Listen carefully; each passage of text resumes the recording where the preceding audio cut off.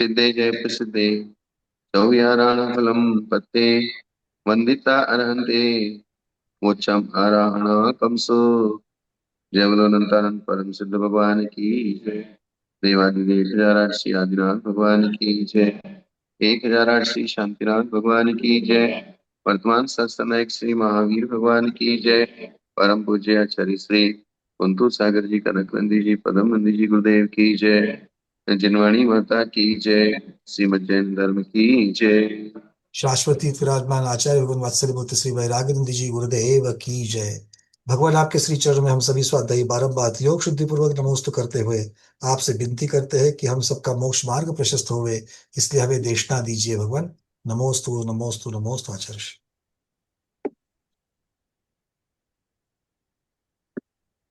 पहले दिखा दिया।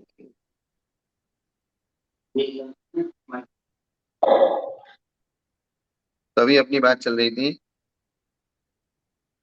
कि वो आचार्य नए संघ में जाता है समाधि के लिए। तो 3 दिन तक उसको मार्ग से के श्रम से थका हुआ होता है। तो आने के दिन विश्राम लेता है। दूसरे दिन आचार्य के सामने अपनी बात कहता है। ये सब चीज और सारा 3 दिन तक उनकी परीक्षा की जाती है और परीक्षा में अगर वो पास होता है तो फिर उसको संघ अपने पास रखता है, अन्यथा नहीं रखता है। मतलब वो अगर परीक्षा में पास होता है तो संघ उसको आगंतुक को रखता है, अन्यथा नहीं रखता है, ये भी बात महत्वपूर्ण है कि नहीं रखता है। हाँ। तो फिर परीक्षा करने का अर्थ क्या रहेगा जब रखना ही है। चाहे वो पास हो चाहे ना हो तो फिर परीक्षा करने का कोई मतलब नहीं बनता। कोई मतलब नहीं बनता। परीक्षा की जा रही है इसका मतलब उसके दो ऑप्शन है। पास होंगे तो एंट्री मिलेगी, पास नहीं होंगे तो एंट्री नहीं मिलेगी। नहीं मिलेगी। ऐसे ही सरकार परीक्षा लेती है ना। गवर्नमेंट स्कूल वाले परीक्षा लेते हैं तो परीक्षा लेने का मतलब है अगर रखना ही है चाहे पास हो चाहे ना हो तो परीक्षा की आवश्यकता ही नहीं है। और आगंतुक भी परीक्षा करेगा कि ये मेरे लिए योग्य संघ है कि नहीं है। हाँ। वो भी उसको किसको भी साधना करनी है तो वो भी कम से कम अपने से हीन वालों के साथ साधना नहीं करेगा। यहाँ बात अभिमान की नहीं है, ना निंदा की है, ना तिरस्कार की है, ना अनादर की है। यहाँ विवक्षा इस बात की है कि मुझे मेरी साधना उत्कृष्ट करनी है तो मुझे उत्कृष्ट साधन चाहिए, हीन साधन नहीं चाहिए। क्या आवाज आ रही है ना। जी आ रही है, परफेक्ट आ रही है। मुझे जो साधना करनी है उस साधना के लिए ये जो साधन है ये ठीक नहीं है तो मुझे इससे अच्छा खोजना है। जैसे आप दुकान पे जाते हो, दुकान पे लो क्वालिटी की भी वस्तु है, मीडियम क्वालिटी की भी है और उत्कृष्ट क्वालिटी की भी है।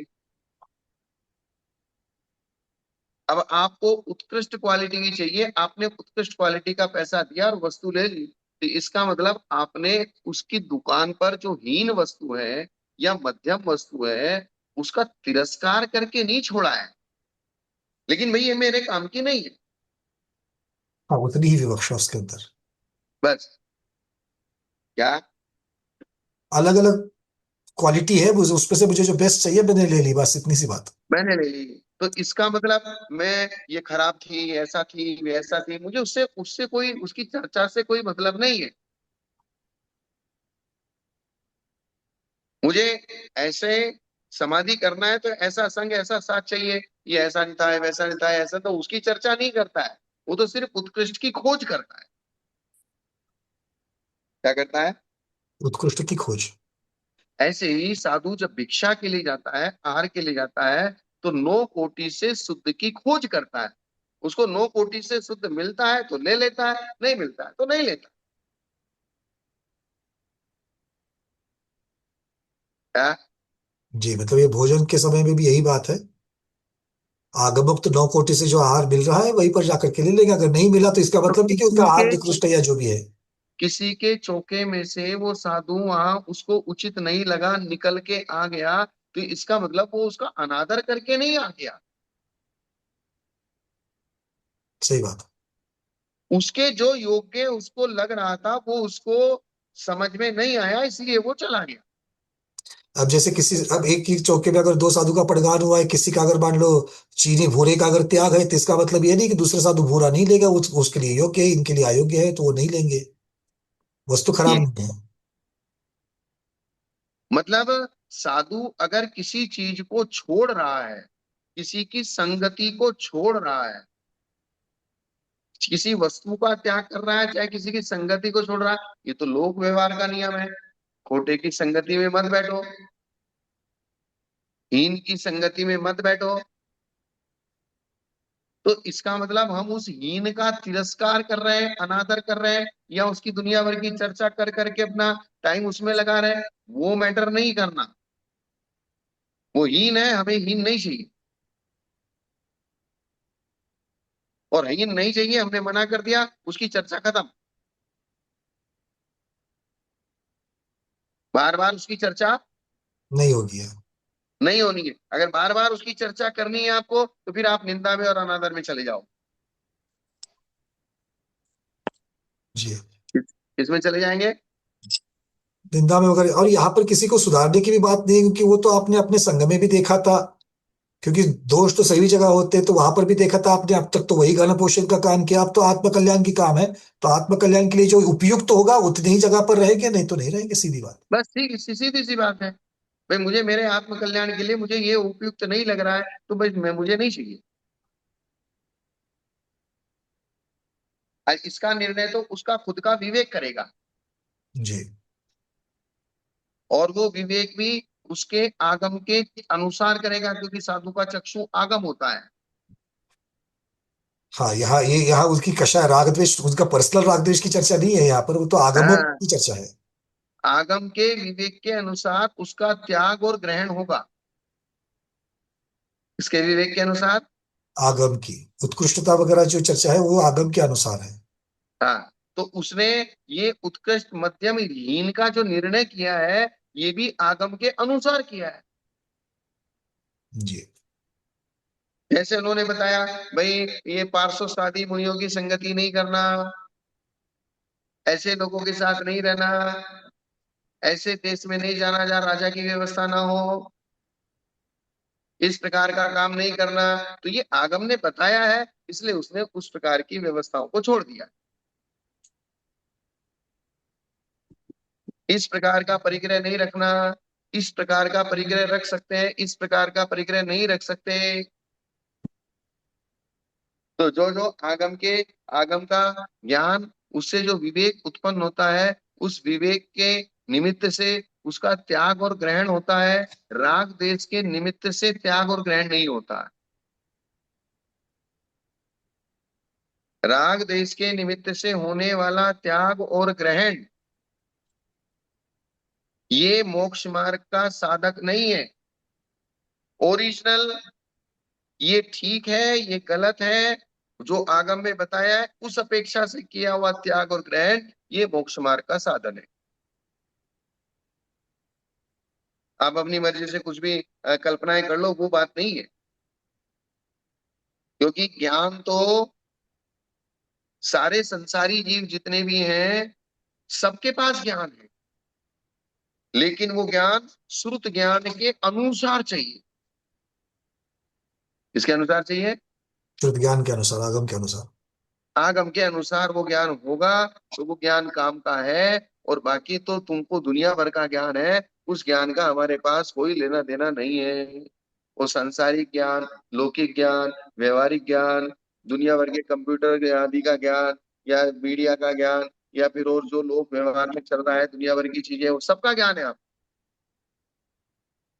लेकिन आपको द्रव्य गुण पर्याय का ज्ञान नहीं है।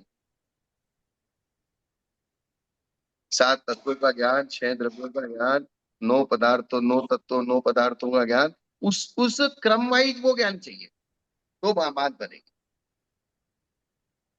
इसलिए वो सारी चीजें आगम बताएगा, किसकी संगति करनी है, किसकी नहीं करनी है। तो इसमें आपके ऊपर आरोप नहीं है कि आप इसके साथ क्यों नहीं रहते। बोले भाई जिनेंद्र भगवान की आज्ञा है इसलिए नहीं रहता हूं।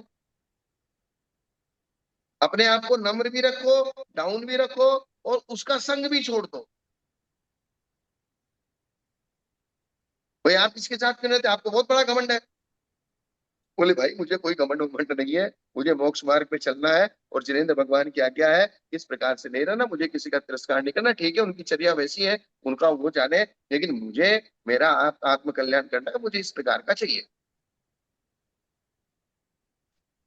ऐसे नम्र प्रवृत्ति से अगर आप किसी चीज को अपने आप से हटा भी दोगे तो आपका नुकसान नहीं होगा। बात ये बहुत समझने की बातें हैं। जी। अब गाथा नंबर 419, गाथा तो पढ़ ली थी शायद, जी, गाथा कल पढ़ी है। अर्थ पढ़ लेता हूँ। वह आगंतुक किन गुणों से युक्त। आचार्य का आश्रय लेता है, कहते हैं आचारवान, आधारवान, व्यवहारवान, कर्ता, रत्नत्रय के लाभ और विनाश को दिखाने वाला और अवपीड़क।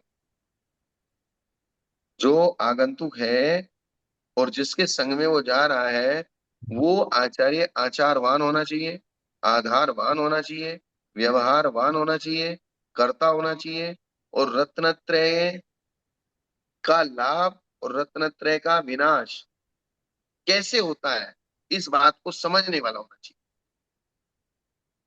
अर्थात रत्नत्रय के साधन क्या है, और रत्नत्रय को पालन करने के साधन क्या है, रत्नत्रय को प्राप्त करने के साधन क्या है।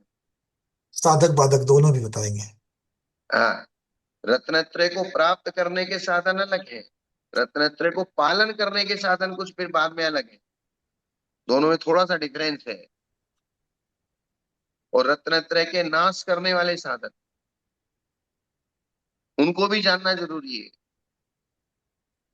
अपरिसाई निभाओ ये निचाओ पैद किति, निजव गुण निजवण गुणो वेदे एरिष्यो दियारियो आयारम पंचवियम चरदि चरावेदिजो निरदिशारम उपदिशदि आयारम एसो आयारवम नाम दस्वेठिदि कप्पेवा अवेज्जो सुट्टिदो साया सयाएरियो आयारवम कुएसो पवेणमादा सुआउतो।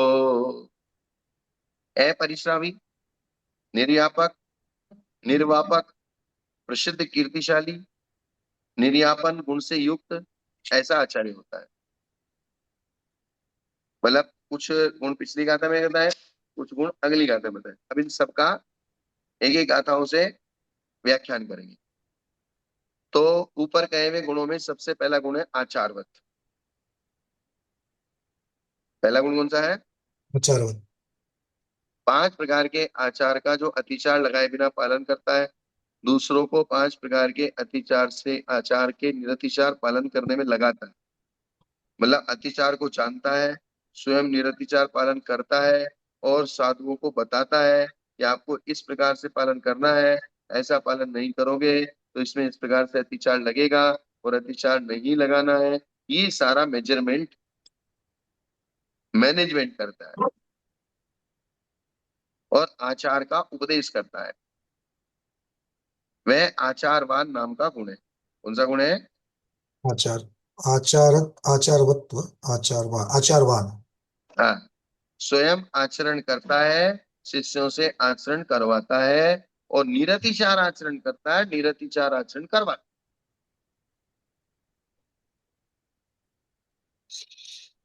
क्योंकि अतिचारों की जो तीसरे नंबर की मैंने बताया था ना, अतिचार, एक अतिक्रम, बार, व्यतिक्रम, अतिचार, अनाचार उसमें। हाँ, तो अतिचार का मतलब एक बार करके आके बैठ जाना, जी। जिसमें 75% व्रत चला जाता है। कितना चला जाता 75%। है? 25, 25, 25 मतलब 3। है। नहीं, वो तो आज वो वैसा हुआ ना। बात समझ में आई ना। 25 25 25 ऐसे तीन, तीसरे नंबर पर 75 चले जाएंगे।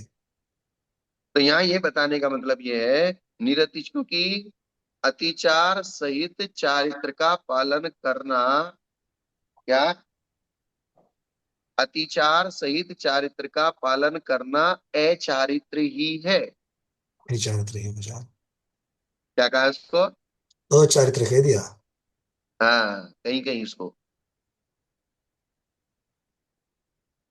और इसलिए श्रावक के दूसरी प्रतिमा में भी ये बताया कि 12 व्रत के अतिचार पन पन न लगावे, मरण समय संन्यास धार, तज दोष नशावे, तसु दोष नशावे। छड़ल में कहा ना, 12 व्रत के अतिचार पन पन न लगावे, अर्थात 12 व्रतों के पांच पांच अतिचारों को नहीं लगाना। आई ना समझ में? हम्म। ये बात, इसलिए यहाँ विशेष रूप से कहा है कि 5 प्रकार के आचरण को अतिचार लगाए बिना पालन करता है और पालन करवाता है, और ऐसा ही उपदेश करता है। इसका अभिप्राय है कि ग्रंथ रूप से, अर्थ रूप से स्वयं आचारांग को जानता है। दो चीज बताई। ग्रंथ रूप से भी और अर्थ रूप से भी। लाइनें भी जानता है, लाइनों का अर्थ भी जानता है। कोई लाइनें जानता है लेकिन लाइन का अर्थ नहीं जानता है, कोई अर्थ जानता है लेकिन लाइनें नहीं जानता है।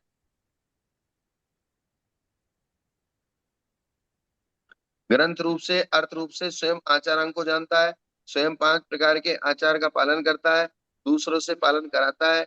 इस तरह 5 आचारवान है। क्या है?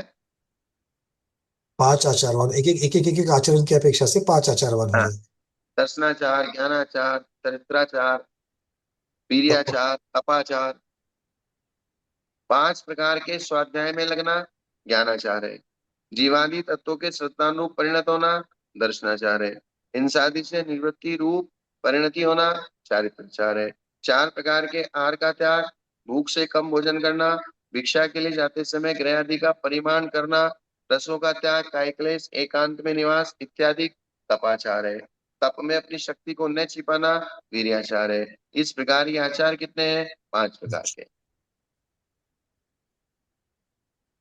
अब ये तो आचार, आचार और आचारवत्व, क्या, आचार और आचारवत्व।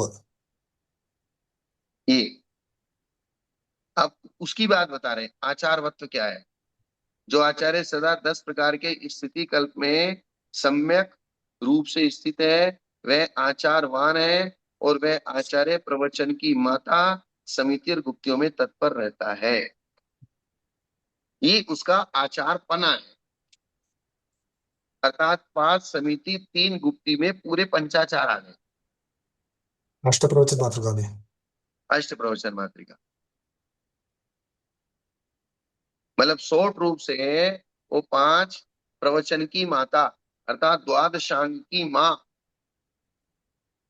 प्रवचन का मतलब द्वादशांग, तो द्वादशांग की माँ है जो है रत्नत्रय द्वादशांग का सार है।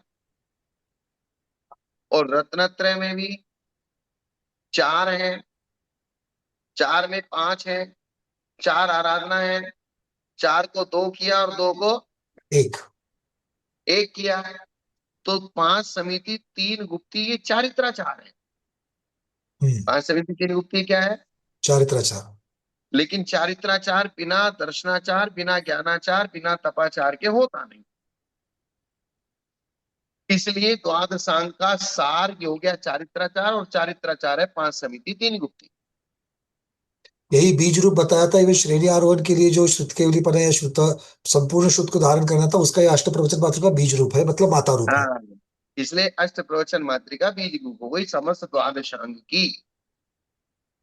तो समस्त द्वार जिनको 5 ये अष्ट प्रवचन मात्रिका का ज्ञान हो गया, इसका मतलब उसको इस बीज से पूरे द्वादशांग का ज्ञान हो जाएगा। क्या हो जाएगा? पूरे द्वादशांग का ज्ञान हो जाएगा। हाँ, इसलिए कहा ना कि 5 समिति 3 गुप्ती मात्र का ज्ञान होने से भी केवल ज्ञान की प्राप्ति हो जाती है। हो जाती है। तो जिनको बीज बुद्धि होगी, तो बीज बुद्धि होने से उन्होंने द्रव्य आगम को कितना जाना?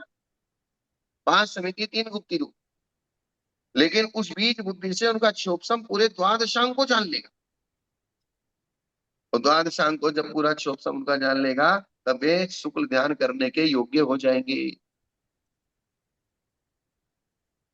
ये बात।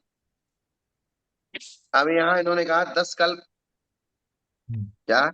10 प्रकार के स्थिति कल्प में जो आचार्य स्थित है, तो वे 10 कल्प कौन से हैं, ये यहाँ बता रहे हैं।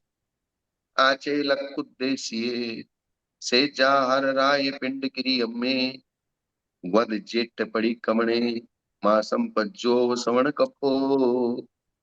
आचे लग के औदेशिक का त्याग, सत्याग्रह का त्याग, राजपिंड का त्याग, कृतिकर्म, व्रत, ज्येष्ठता, प्रतिक्रमण, मास और पर्युषणा, ये 10 स्थिति कल्प है साधु के। क्या है? स्थिति कल्प। इसमें स्थिति कल्प। मतलब तो उसमें इस, स्थित होते हैं। हाँ, इन 10 चीजों में स्थित होते हैं। तो सबसे पहला आचेल के। चेल शब्द का मतलब होता है वस्त्र। चेल शब्द का मतलब क्या है? जी, वस्त्र। और चेल, चेल का ग्रहण परिग्रह का उपलक्षण है। इसका वस्त्र को ग्रहण करना परिग्रह का उपलक्ष्य, मतलब परिग्रह हो जाएगा। संपूर्ण परिग्रह का उपलक्षण है। अर्थात आदमी के पास जब कुछ भी नहीं होता, लेकिन वस्त्र सबसे लास्ट में छूटता है। कितना भी गरीब से गरीब हो, लेकिन उसके पास एक लंगोटी तो रहती है अपनी लाज छिपाने के लिए। अब जी। लंगोटी भी नहीं बची, इसका मतलब अब इसके पास कुछ नहीं बचा। व्यवहार में क्या कहा जाता है कि भाई इसके पास तो एक लंगोटी भी पहनने के लिए नहीं है, तो इसका मतलब इसके पास कुछ भी नहीं है। नहीं है। ऐसे ही साधु ने जब संपूर्ण वस्त्रों का त्याग कर दिया है, इसका मतलब अब इसके पास कुछ भी नहीं है। ये बात। अतः समस्त परिग्रह के त्याग को आच्छेलक्य कहते हैं, वस्त्र त्याग को आच्छेलक्य नहीं कहते। वस्त्र तो परिग्रह का उपलक्षण है, इसलिए आच्छेलक्य का मतलब समस्त परिग्रह का त्याग का नाम आच्छेलक्य है। 10 धर्मों में एक त्याग नाम का धर्म है। समस्त परिग्रह से विरति को त्याग कहते हैं, वही अचेलता भी है। अतः अचेल यति त्याग धर्म नामक धर्म में प्रवृत्त होता है। जो निष्परिग्रही है वह अकिंचन नामक धर्म में तत्पर होता है। क्या? निष्परिग्रह है तो अकिंचन ममत्व भी नहीं रहेगा। अर्थात उसके सोच धर्म भी हो जाएगा क्योंकि लोभ का त्याग कर दिया। उत्तम त्याग धर्म हो जाएगा क्योंकि सब परिग्रह का त्याग कर दिया। सब परिग्रह का त्याग कर दिया तो अकिंचन हो गया, तो अकिंचन धर्म भी हो जाएगा। सब परिग्रह का त्याग कर दिया तो ब्रह्मचर्य भी हो जाएगा क्योंकि स्त्री को भी परिग्रह का है। सारे धर्म हो जाएंगे। इस प्रकार रहने से तब भी हो जाएगा। हाँ, तब भी हो जाएगा क्योंकि जब परिग्रह को छोड़ दिया तो उसने वर्तमान की सुख सुविधा छोड़ दी। वर्तमान के सुख के साधन छोड़ दिए। छोड़ दिए। परिग्रह छूट गया तो वर्तमान के सुख के साधन छोड़ दिए। और इसलिए परिग्रह उत्तम में था। आंतरिक आंतरिक परिग्रह में कषा है तो पहले चार धर्म जो है वो भी उत्पन्न हो जाएंगे। वो भी तो, क्योंकि क्रोध मान माया उत्पन्न ही नहीं होगा जब कोई चीज ही नहीं होगी। और जब कोई वस्तु नहीं होगी तो उसके निमित्त से असंयम भी नहीं होगा, तो संयम धर्म भी हो जाएगा। तो क्षमा, मार्दव, आर्जव, सोच, मायाचारी किसके लिए करेगा? परिग्रह के लिए मायाचारी की जाती है। संयम, तप, त्याग, आकिंचन, ब्रह्मचर्य सब सिद्ध हो गए। मतलब समस्त परिग्रह के त्याग के बिना दश धर्म की उत्पत्ति ही नहीं होगी। हाँ, ये लिखा ना, अचेल यति त्याग नामक धर्म में प्रवृत्त होता है।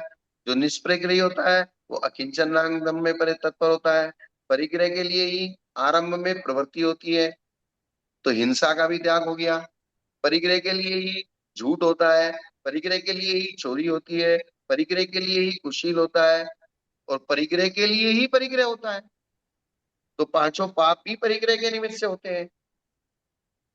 आप कल्पना करके देखो कि जब आपके पास सामान कुछ है ही नहीं, तो किसके निमित्त से आप राग द्वेष करो? इसलिए राग द्वेष के सब निमित्त खत्म हो गए, कैसा है कि सब निमित्त खत्म हो गए।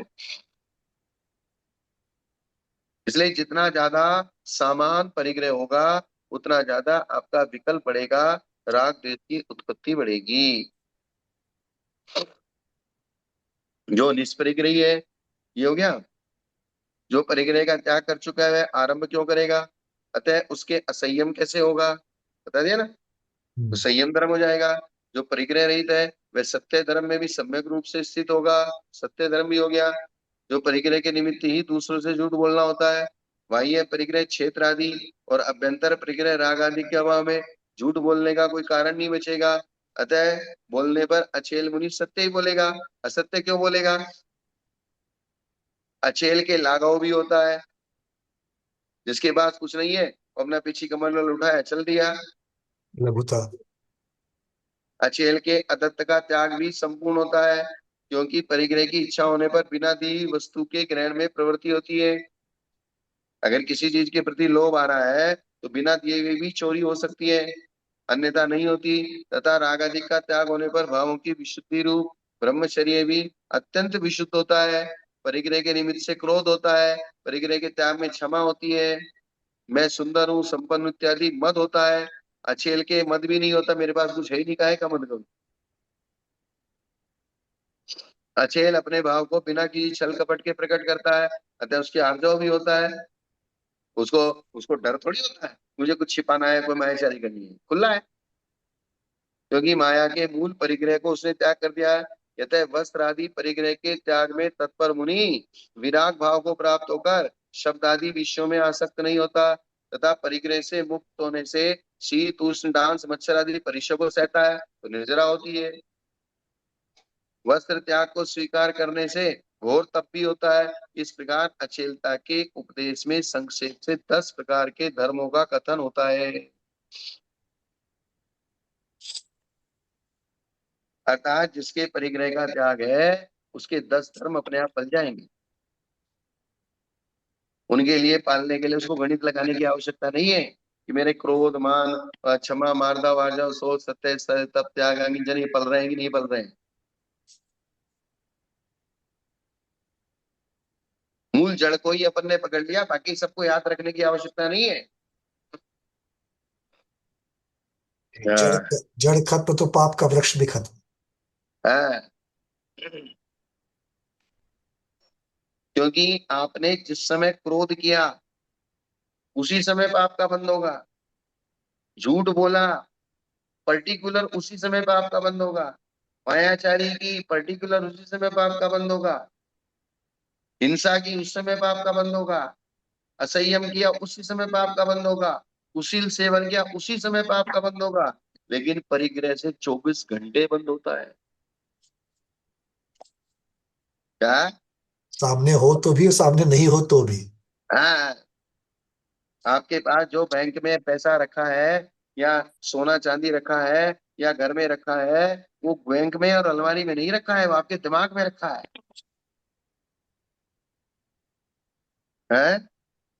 हर सांस में, हर आती जाती सांस में रखा है। और उसको त्याग किए बिना अगर मर गए तो नरक जाएंगे। क्या? सारे जगह है ना, सब स्वाध्याय एक बार सावधान करो तो महत्व की बात। अगर उसको त्याग किए बिना मर गए, जैसे चक्रवर्ती आदि होते हैं, वे बिना दीक्षा लिए बिना परिग्रह को त्याग किए ही अगर राज्य अवस्था में मरते हैं तो नियम से नरक जाते हैं। तो अणुव्रति नहीं जाए। हाँ, तो वो आप असीमित तो नहीं हुआ ना। हाँ।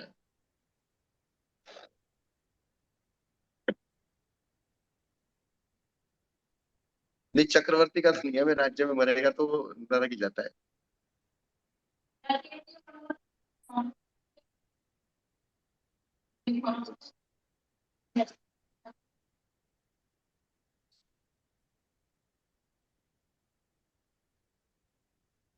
समझ में आई ना पंकज जी? जी बबन, क्लियर हो रही है। महत्व अपरिग्रह का सबसे बहुत सुंदर महत्व समझ में आ रहा है। हाँ, अगर आपको हिंसा का भी त्याग करना है तो उसके त्याग, वो त्याग आपका सक्सेस तब होगा जब आपको परिग्रह का त्याग हो। जी। तो परिग्रह का, आपने हिंसा का त्याग कर दिया और परिग्रह का त्याग नहीं करे, तो आपका हिंसा का त्याग सफल नहीं होगा। आपने झूठ बोलने का त्याग कर दिया लेकिन परिग्रह का त्याग नहीं किया, तो परिग्रह के निमित्त से फिर झूठ बोलने में आएगा। समूल नष्ट नहीं होगा जब तक परिग्रह को नहीं हटाएंगे। हाँ, क्योंकि बाह्य निमित्त सबसे बड़ा परिग्रह है। इसलिए 10 स्थिति कल्पों में सबसे पहला स्थिति कल्प है आछे लक्के। अर्थात आछे लक्के का मतलब नग्न रहना नहीं है। नहीं, परिग्रह त्याग, समस्त परिग्रह का त्याग। हाँ, समस्त परिग्रह का त्याग आछे लक्के। नहीं तो फिर गरीब जो भिखारी हाँ, जो नंगा घूम रहा है उसका भी तो, उसको भी सब ऊपर लेना पड़ेगा सबसे पहले, फिर उस पे दस हाँ। हजार रुपये की उत्पत्ति हो जाएगी। हम्म। अथवा अचेलता गुण की प्रशंसा अन्य प्रकार से और करते हैं। अचेलता में संयम की शुद्धि एक गुण है। अचेलता में संयम की शुद्धि होती है। जब हमारे पास कुछ है ही नहीं सामान, तो किसके निमित्त से जीव जंतु मरेंगे। पसीना धूलि और मैल से लिप्त वस्त्र में उसी होने वाले और उसके आश्रय में रहने वाले त्रस जीव, सूक्ष्म जीव और स्थूल जीव निरंतर उत्पन्न होते हैं। वस्त्र धारण करने से उनको बाधा होती है। यदि कहोगे कि ऐसे जीवों से संबद्ध वस्त्र को अलग कर देंगे तो उनकी हिंसा होगी, क्योंकि उन्हें अलग कर देने से वे वहीं मर जाएंगे। और जीवों से संसक्त वस्त्र धारण करने वालों के उठने बैठने सोने, वस्त्र को फाड़ने काटने बांधने वेष्टन करने, धोने कूटने और धूप में डालने पर जीवों की बाधा होने से महान असंयम होता है। थोड़ा बहुत नहीं, कितना। महान असंयम कह दिया। जो अचेल है उसके इस प्रकार का असंयम न होने से संयम की भी शुद्धि होती है। वस्त्र अगर आपके संदूकड़े में भी रखे हैं ना, तो उसमें निरंतर असंख्यात जीव उत्पन्न होते हैं। समूर्छन, उत्पन्न होते हैं मरते हैं, उत्पन्न होते हैं मरते हैं। क्योंकि वस्त्र एक प्रकार का वनस्पति का है, रुई तो है वो, बुना हुआ है। और उसको जब तय करके घड़ी करके रख देते हैं, तब उसमें नाना प्रकार के, और फिर आप उसको पहन लेते हैं तो आपकी जो पसीना धूली आदि मैल है वो उसमें लग जाता है। फिर आप उसको धोएंगे, उसमें समूर्छन जीव होंगे तो निरंतर उनको बाधा पहुंचेगी। इसलिए वस्त्र को असंयम की पर्याय कहा है। क्या कहा है? वस्त्र की पर्याय। वस्त्र असंयम की असंयम, पर्याय। असंयम की पर्याय। हाँ। दूसरा गुण, ये तो पहला गुण हुआ। दूसरा गुण क्या है? इंद्रियों को जीतना। जैसे सर्पों से भरे जंगल में विद्या मंत्र आदि से रहित पुरुष दृढ़ प्रयत्न खूब सावधान रहता है। क्या रहता है? सावधान। जो जंगल में गया है, अब जंगल में गया है, उसके पास सांप अगर काट ले तो उसका कोई उपाय नहीं है। बिच्छू काट ले तो उसकी कोई दवाई उसके पास नहीं है। शेर उसके ऊपर आके चढ़ जाए तो उसका कोई उसके पास हथियार नहीं है। तो जंगल में जब वो प्रवेश करेगा तो उसको सावधान रहना पड़ेगा कि नहीं? जी। और जिसके पास सांप काट ले तो उसकी भी दवाई है, बिच्छू काट ले तो उसकी भी दवाई है, शेर आके हमला करने लगे तो उसने भी कवच पहन रखा है, तो फिर वो क्यों डरेगा जंगल से? क्या? डरने का कोई कारण ही नहीं रहेगा वहां पर, क्योंकि उसके पास सुरक्षा हाँ, के सारे उपाय है। सुरक्षा के उपाय है। इसी प्रकार जो जंगल में विद्या मंत्र आदि से रहित है वो सावधान रहता है। उसी प्रकार जो अचेल होता है वो भी सावधान रहता है। अर्थात मुझे इंद्रियों को जीतना है, इंद्रियों में विकार ना आ जाए। अगर विकार आएगा तो लोक में हंसी का पात्र बनना पड़ेगा, इसलिए वो सावधान रहता है। क्योंकि विकार को ढकने का साधन उसके पास नहीं है। ऐसा। इसलिए जो अचेल होता है वो इंद्रियों को वश में करने का पूरा प्रयत्न करता है। ऐसा न करने पर शरीर में विकार हुआ तो लज्जित होना पड़ता है। अब अचेलता का तीसरा गुण है कषाय का भाव। चोरों के डर से वस्त्र को गोबर आदि के रस से लिप्त करके छिपाने पर कथनचित मायाचार भी करना पड़ता है। कोई मेरा वस्त्र उठा के ना ले जाए, इसलिए चोरों के डर से उसको छिपाता है।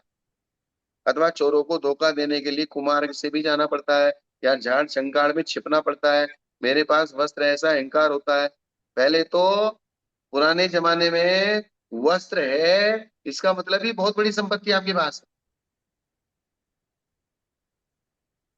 क्या? जी, जिसके पास दोनों भी है, धोती दुपट्टा है, वो सबसे हाँ, लोक उत्तरीय विशेषता भी माना अगर है, जाता था। उत्तरीय भी अगर उत्तरीय है, ऊपर का है, इसका मतलब है बहुत है उसके पास। इस प्रकार वस्त्र धारण करने वाले के ये दोष होते हैं। वस्त्र त्याग कर अचेल होने पर ये दोष नहीं होते। ध्यान और स्वाध्याय में किसी प्रकार का विघ्न नहीं होता। वस्त्र है, उसको धोना भी पड़ेगा, सुखाना भी पड़ेगा, बटन भी लगाना पड़ेगा, सुई धागा भी लाना पड़ेगा, उसको सुरक्षित रखना भी पड़ेगा, कहीं चूहे नहीं काट जाए, कुत्ता उठा के नहीं ले जाए, बंदर उठा के नहीं ले जाए। हर रोज एक ही टाइप का नहीं पहन सकते, हर रोज कुछ अलग अलग पहनना पड़ेगा। सुई धागा वस्त्र आदि की खोज तथा सीने आदि में लगने से स्वाध्याय और ध्यान में बाधा होती है, तो वस्त्र का काम करना पड़ेगा, तो उतना टाइम आपका उसमें जाएगा तो फिर स्वाध्याय कब होगी? स्वाध्याय नहीं होगी तो आत्मा के ऊपर स्वाध्याय का संस्कार कैसे पड़ेगा?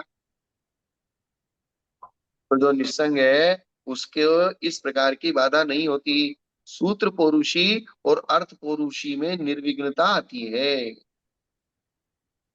अर्थात सूत्र में उसका जो पुरुषार्थ है आगम पढ़ने में और आगम का अर्थ करने में, जो पुरुषार्थ है वो पुरुषार्थ निर्बाध चलता है और ध्यान और स्वाध्याय की भावना बनी रहती। तो सारा टाइम हमने, एक साधु ने आरंभ और परिग्रह का त्याग किया है, वो टाइम किसके लिए बचाया है? श्रावकों के लिए? वो टाइम अपने ध्यान अध्ययन के लिए बचाया है। वो टाइम किसके लिए बचाया है? आत्मकल्याण ध्यान आदि के लिए। हाँ। अचेलता में एक गुण परिग्रह का त्याग है। बाह्य वस्त्रादि परिग्रह का त्याग अभ्यंतर परिग्रह के त्याग का मूल है। अर्थात बाह्य वस्त्र, जब तक बाह्य परिग्रह का त्याग नहीं होगा तब तक अभ्यंतर का त्याग नहीं होगा। अगर किसी के पास बाह्य परिग्रह है तो नियम से उसके पास अभ्यंतर है, और अगर उसके पास बाह्य परिग्रह नहीं है तो अभ्यंतर परिग्रह हो भी सकता है, नहीं भी हो सकता। और अगर बाह्य परिग्रह है तो नियम से अभ्यंतर परिग्रह। जी, वो मूल क्या है उसका। हाँ, कोई ये नहीं कह सकता कि मुझे ममत्व नहीं है। क्या? जब तक वस्त्र है तब तक तो कह ही नहीं सकते।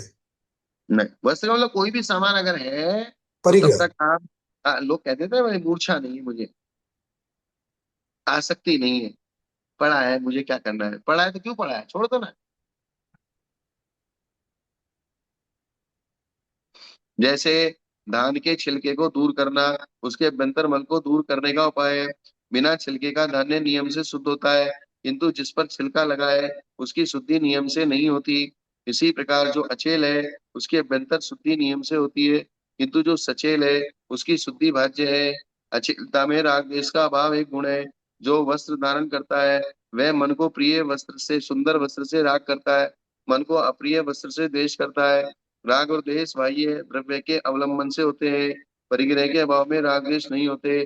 तथा शरीर में अनादर और अश्लीलता का गुण है। शरीर में आदर होने से मनुष्य असंयम और परिग्रह में प्रवृत्ति करता है। जो अचेल होता है उसका शरीर में आदर भाव नहीं होता, तभी तो वह वायु धूप आदि का कष्ट रहता है। अचेलता में स्वाधीनता भी एक गुण है, क्योंकि देशांतर में जाने आदि में सहाय की प्रतीक्षा नहीं करनी पड़ती। भाई पहले मेरा कोई सामान लेके जाएगा तब अपन चलेंगे, सामान ले जाने वाला कोई नहीं तो अपन कैसे चले? तो सहायक की प्रतीक्षा करनी पड़ती है ना। जी। समस्त परिग्रह का त्यागी पीछी मात्र लेकर पक्षी की तरह चल देता है। जो सचेल होता है वह सहाय के परवश होता है, तथा चोर के भय से उसका मन भी परवश होता है। वह संयम को कैसे पाल सकता है? जो भयभीत होता है, डरता क्या नहीं करता, तो उसके पैर इधर के उधर पड़ेंगे, ईर्ष्या समिति पूर्वक नहीं पड़ेंगे। क्या? जो उसी को सोचने पर उसी की चिंता में लगा रहेगा। तो वो जो नीचे जमीन देख के चलेगा क्या? बिल्कुल। तथा अचेलता में चित्त की विशुद्धि को प्रकट करने का भी गुण है। लंगोटी वगैरह से ढांकने से भाव विशुद्धि का ज्ञान नहीं होता, किंतु वस्त्र रहित के शरीर के विकार रहित होने से विरागता स्पष्ट दिखती है। अचेलता में निर्भयता होती है। चोर आदि मेरा क्या कर लेंगे, वे मुझे मारेंगे या बांधेंगे, किंतु सवस्त्र डरता है, और जो डरता है वो क्या नहीं करता।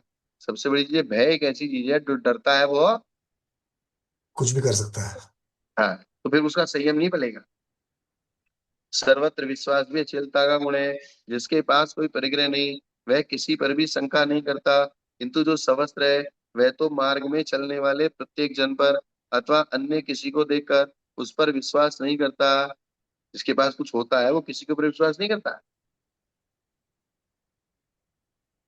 और जिसके पास कुछ नहीं होता वो सबके ऊपर विश्वास करता है। ठीक है भाई, सबको आशीर्वाद। लेके क्या क्या कर लेगा, क्या हर लेगा मुझसे ये? कुछ है ही हाँ, नहीं तो क्या हर लेगा ये? तो विश्वास किसी के ऊपर नहीं करना ये भी एक दुश्मनी का कारण है। जी। क्या? अविश्वास भी दुश्मनी का कारण है, बिल्कुल। मन में तो हाँ, अविश्वास बिना द्वेष के नहीं होगा। तो विश्वास से द्वेष उत्पन्न होता है। और जिसके पास कुछ है ही नहीं, उसको किसी के ऊपर अविश्वास करने की आवश्यकता ही नहीं। तो अविश्वास करके करूँ क्या, फिर क्या ले जाएगा? यह कौन है, क्या करता है, शंका होती है। अचेलता में प्रतिलेखना का न होना भी एक गुण है। अर्थात जब कुछ है ही नहीं तो बार बार पीछे से झाड़ना पोंछना करना कम करना पड़ेगा। 14 प्रकार के परिग्रह रखने वाले को बहुत प्रतिलेखना करनी पड़ती है, बहुत झाड़ना पोंछना करना पड़ता है। अचेल को वैसी प्रतिलेखना नहीं करना पड़ता। परिक्रम का नहीं होना भी एक गुण अचेल का है। अर्थात बहुत सारा परिक्रम करना पड़ता है। इधर उठाया इधर रखा, इधर रखा, उधर उठाया इधर रखा। मूर्छा का मतलब क्या है? मूर्छा मतलब ममत्व। अर्जन, संरक्षण और संस्कार। हम्म। क्या? अर्जन, संरक्षण, संस्कार, बिल्कुल तीनों चीजें हाँ, मूर्छा का ये मतलब बता सिर्फ रहे। ममत्व मत करो। जी जी। मतलब ये अभेद रूप और एक भेद रूप। हाँ, अर्जन इकट्ठा करना, फिर उसको संभालना, और उसको संरक्षण करना, अर्थात और, कोई दूसरा नहीं ले जाए, और फिर उसको संस्कारित करते रहना। टाइम टाइम पर उसको पहुंच के रखते रहना, हम्म, कलर करना, धोना पोंछना। अर्जन, संरक्षण और, संस्कार। इसका नाम है मूर्छा। और कोई ये कहे कि मेरे पास परिग्रह है और मेरे मूर्छा नहीं है, तो ऐसा नहीं हो सकता।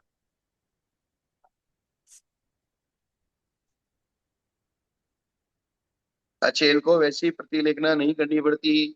परिक्रम नहीं होना भी एक गुण है। सवस्त्र को लपेटना, छोड़ना, सीना बांधना, रंगना, नाना प्रकार के काम करने पड़ते हैं। अपने वस्त्र ओढ़ने वगैरह को स्वयं धोना, सीना कुत्सित कर्म है। क्या? स्वयं धोना, सीना आदि करना ये कुत्सित कर्म है। जैसे कोई चीज को किसी को काटना फाटना छाटना, रंगना करना, ये सब कुत्सित कर्म है, खोटे कर्म। हाँ, ये साधु के काम नहीं। तथा शरीर को भूषित करना, ममत्व आदि परिक्रम करने होते हैं। लाघव गुण भी अचेलता में है। अचेल के पास थोड़ा परिग्रह होता है। उठना बैठना जाना आदि क्रियाओं में वायु की तरह बेरोग और लघु होता है। सवस्त्र ऐसा नहीं होता है। तीर्थंकरों के मार्ग का आचरण करना भी अचेलता का गुण है। सहनन और बल से पूर्ण तथा मुक्ति के मार्ग का उपदेश देने में तत्पर सभी तीर्थंकर अचेल थे, तथा भविष्य में भी अचेल ही होंगे। जैसे मेरु आदि पर्वतों पर विराजमान जिन प्रतिमा और तीर्थंकरों के मार्गों के अनुयायी गणधर भी अचेल होते हैं, उनके शिष्य भी उन्हीं की तरह अचेल होते हैं। इस प्रकार अचेलता सिद्ध होती है। जिसका शरीर वस्त्र से वेष्टित है वह तीर्थंकर के समान नहीं है। जो दोनों भुजाओं को लटका कर खड़ा है, जो वस्त्र रहित है, वह जिनके समान रूप का धारी होता है। अपने बल और वीर्य को न छिपाना ही भी अचेलता का गुण है। सवस्त्र परिचय को सहने में समर्थ होते हुए भी परिचयों को नहीं सहता। इस प्रकार उक्त गुणों के कारण अचेलता जिनदेव के द्वारा कही गई है। जो अपने शरीर को वस्त्र में वेष्टित करके अपने को निर्ग्रंथ कहता है, उसके अनुसार अन्य मतानुयायी साधु निर्गंत क्यों नहीं हो सकते? हम ही निर्गंत है, वे निर्गंत नहीं है, ये तो कहना मात्र है। मध्यस्थ पुरुष इसे नहीं मानते। इस प्रकार वस्त्र में दोष और अचेलता में अपरिमित गुण होने से अचेलता को स्थिति कल्प के रूप में कहा है। इसमें कहा है। स्थितिकल्प के रूप में। हाँ, समझ में आया ना? शब्द तो इतना छोटा सा है अचेल, बट उसमें कितनी सारी बातें भरी हुई है। हाँ, संपूर्ण परिग्रह का ज्ञान आछे लग के। इसलिए 10 स्थिति कल्पों में ये पहला स्थिति कल्प बताया है। बस इतना ही रहने दे, अभी जी। लंबा है ये। हाँ, ये काफी बड़ा विषय है। हाँ। ठीक है। तो आज के स्वाध्याय को इसी विषय के आधार पर गुरुओं के श्री चरण में बारंबार नमोस्तु वंदना इच्छा करते यहीं पर समाप्त करते हैं। जय नम जय दुष्ट। गुरुदेव कुछ कह रहे हैं सुदत्त सागर जी महाराज? हाँ, बोलिए। हाँ, जैसे एक वस्त्र के कारण मुनि को परिग्रही कहा गया, तो अभी वर्तमान की स्थिति के हिसाब से विहार के उद्देश्य से गाड़ी लेके जाना पड़ रहा है, चौका लेके जाना पड़ रहा है, बर्तन भी रखने पड़ रहे हैं, तो उसमें देखो परिग्रह कहलाएगा क्या? देखो, आगम ने तो अपनी बात बता दी। हाँ आगम तो अपनी बात बता के फ्री हो गया। जी। अब हमें क्या करना है और आपको क्या करना है, ये विवेक तो हमें ही लगाना पड़ेगा। लेकिन साधु गाड़ी के प्रति, वस्त्रों, उसके बर्तन के प्रति आसक्ति तो उसकी नहीं, लेकिन वो आवश्यकता तो, परिग्रह तो नहीं कहलाएगा साधु का, वो श्रावक का नहीं, कर्तव्य है वो। अगर श्रावक का कर्तव्य और श्रावक कर रहा है तो उसमें हमें क्या बात है? जो जिसका कर्तव्य है वो कर रहा है, उसमें कोई दिक्कत नहीं। जो जिसका कर्तव्य है वो वही करे। क्या? उपदेश जी हमेशा उत्कृष्ट मार्ग का दिया जाता है, और जो अपवादिक मार्ग है उनका उपदेश कभी नहीं दिया जाता। वे सिर्फ आप देश काल की परिस्थिति के अनुसार कर रहे हैं तो उनका प्रायश्चित भी गुरुओं से लिया जाता है। क्या? अर्थात दोष को दोष मान के चलना, दोष को राग देश मतलब राजमार्ग नहीं बनाना, अपवाद मार्ग को राजमार्ग नहीं कहना। अर्थात गलत को गलत कहना। अगर हम गलत को गलत भी कहते रहेंगे तो कभी ना कभी उससे बच जाए। क्या? जी और आज अगर इस काल में कोई ये कहे कि बोले मेरे से नहीं होता, ऐसा नहीं होता। अभी हम कल त्रिलोक सार जी पढ़ रहे थे, उसमें बात आई, उसके ऊपर बहुत गंभीर चिंतन चला। पंकज जी, क्या हुआ कि बोले पंचम काल के अंत में एक मुनिराज होंगे। विरांगज मुनि। पंचम काल के पंचम काल के अंत में क्या होंगे? विरांगज मुनि की चर्चा। मुनिराज होंगे। तो बोले मुनिराज, राजा पूछेगा कि बोले ये कौन ऐसा है जो मुझे टैक्स नहीं देता है? बोले दिगंबर मुनि आपको टैक्स नहीं देते। बोले क्यों नहीं देते? क्योंकि उनके पास कुछ भी नहीं है। तो फिर बोले उनका जीवन कैसे चलता है? बोले एक बार वो श्रावक के घर में भोजन के लिए जाते हैं, बस वो भोजन ही उनका जीवन है, उसी से चलता है। अब आप कल्पना करो ये चीज की। ये किस काल की बात कर रहे हैं अपन? पंचम काल के अंत में छठे काल की शुरुआत होने वाली है। इसका मतलब सारी व्यवस्थाएं धर्म की बस आज ही खत्म होने वाली है। उस दिन वे मुनिराज हैं। उस दिन उनके पास कुछ नहीं है। और आज अभी हम महावीर भगवान के समीप हैं। किसके समीप है? साढ़े महावीर 21 में भगवान। से सिर्फ 2,500 ही हुए हैं। 21 में से ज्यादा। महावीर भगवान के समीप हैं। और आज हम अगर ये कहते हैं कि नहीं मेरा इसके बिना कैसे काम चलेगा, इसके बिना कैसे काम चलेगा, तो हमने इसका मतलब आचरण की व्यवस्था को अभी सिस्टेमेटिक ढंग से समझा नहीं। क्या? ये सिस्टम को प्रमाद समझाने, है क्या स्वामी जी? सिस्टम को पूरा समझा नहीं अभी तक। हाँ, नहीं समझ पा रहे हैं। क्योंकि हमारी जो पर्सनल इच्छाएं हैं उसके कारण से ये सारी व्यवस्थाएं हैं। हम्म, आप इसको बहुत गंभीरता से चिंतन करिएगा, तो आपको खुद को समझ में आ जाएगा कि हमको इन सब की कोई आवश्यकता नहीं है, फिर भी हमारा जीवन चलेगा। क्या? जी जी आप बस हमारे उसी बात में हम अटक गए कि पंचम काल के अंत में वो मुनि बोले, मंत्री ने कहा कि बोले इनके पास न धन है न कोई सामान है। पंचम काल के अंत, आज भी अगर हमारे पास सामान और कुछ भी ना हो तो भी इतने सारे व्यवस्था करने वाले लोग हैं कि हम निष्प्रगृही रह सकते हैं। क्या कर सकते हैं? इस परिग्रही रह सकते हैं। रह सकते हैं, अर्थात उन सब चीजों की आवश्यकता हमको नहीं है। लेकिन हमको थोड़ा सा अपने मन को रोकना पड़ेगा, चर्या को समझना पड़ेगा, व्यवस्थाओं को समझना पड़ेगा, तो बात बनेगी। ठीक है ना स्वामी जी? संकेत में बहुत कुछ समझ गए होंगे। जी जी क्या पंकज जी? जी हमने तो यही समझा कि मान लीजिए कि व्यवस्था में अगर थोड़ा सा ऊपर नीचे हो जाता है तो भी वो आज की व्यवस्था है, किंतु उसका समर्थन नहीं किया जा सकता। भले उसका सेवन हाँ, करना पड़ रहा है, किंतु उसका समर्थन नहीं किया जा सकता। उसको दोष ही मानना पड़ेगा। हम शास्त्र की गद्दी पे बैठे हैं तो शास्त्र की बात करेंगे। जी। हम पर्सनल क्या कर रहे हैं, हम कुछ भी करते रहे। फिर काल और क्षेत्र के प्रभाव की अपेक्षा से नहीं, चीजें अब हम विपरीत होगी। पंचम काल की भी दुहाई नहीं दे सकते। हाँ नहीं मतलब उसमें भी चढ़ाव उतार होगी, सब जगह पर उत्कृष्ट वाली व्यवस्था नहीं होगी। भले जगन्य वाली व्यवस्था भी क्यों ना बन जावे, किंतु पंचम काल की दुहाई हम आज कैसे दें? अभी तो 18,500 साल बाकी हैं। साढ़े जी अठारह हजार साल में पंचम काल के अंत में जब वो वीरांगद मुनि होंगे और उनकी सामने तो छठा काल सामने सिर पे खड़ा है, उसी दिन सुबह धर्म का नाश होगा, दोपहर में राजा का नाश होगा और शाम को अग्नि का नाश होगा।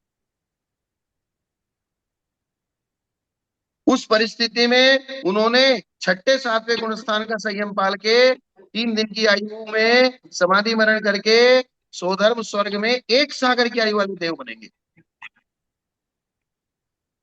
क्या बनेंगे? एक सागर वाली आयु।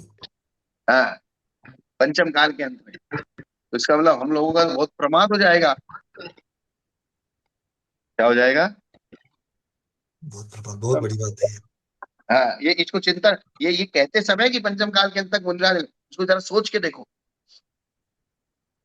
और श्रावकों ने भी यही सोचना है कि महावीर भगवान की वाणी है, और इसमें हम सब बिना श्रावक के सहभाग के, अभी गुरुदेव उपाध्याय महाराज भी जो का बात कह रहे हैं, सब घुमा फिरा करके बहुत सारी उंगली जो है तो वो श्रावकों की तरफ भी आएगी। इसको भी हमको देखना है। हमें अपने अपनी पर्याय अपनी अपनी भूमिका के अनुसार सॉल्यूशन देना ही देना है। मैं अगर कोई चीज गलत कर रहा हूँ तो इसका मतलब मैं यहाँ शास्त्र की गद्दी में बैठ के आपको कह दूं मैं सही हूँ, ऐसा नहीं कहूंगा मैं। ठीक है, अब मेरी कौन सी कसाय है, मेरे अंदर कौन सा प्रमाद है, मेरे अंदर कौन सा किस प्रकार की भावनाएं बैठी हुई है जिसके कारण से मैं नहीं कर पा रहा हूँ, वो बात अलग है। वो मेरा पर्सनल दोष है। लेकिन वर्तमान की देश काल की परिस्थिति के अनुसार छठे काल के अंत तक संयम का पालन निरतिशार किया जा सकता है। और इसी वक्तव्य में भगवान ये बात भी छिपी हुई है कि जब वीरांगज मुनि होंगे तो चतुस्संग भी होना है, श्रावक श्राविकाएं भी होनी है, और एक आहार देने कारिका भी वाले है। भी होने वाले हैं। एक कारिका भी है, एक क्षुल्लक भी है, एक क्षुल्लिका भी है। और आहार की चर्चा चल रही है तो आहार देने वाला दातार भी है। इसका मतलब ये नहीं सोचो कि आगे कौन आहार देगा। आहार नहीं भी तो उनको उनको उनके पहले ग्रास को ही तो लिया था राजा ने। जी बिल्कुल। तो पहला ग्रास किसी ने रखा होगा जब ही तो लिया। चौका लगा होगा, पड़गान हुआ होगा, सारी चीजें फिर यही तो बात है, फिर तो हम सोचना रात भर। श्रावक तो कम से कम अपनी अगली पीढ़ी तक पहुंच जाए इतनी बात करेंगे, और हर कोई पीढ़ी अगली पीढ़ी तक पहुंचेगा तो अपने आप हो जाएगा। चलिए ठीक है। नमोस्तु भगवान, नमोस्तु नमोस्तु नमोस्तु। नमस्ते गुरुदेव, नमस्ते। हाँ, नमस्ते सभी।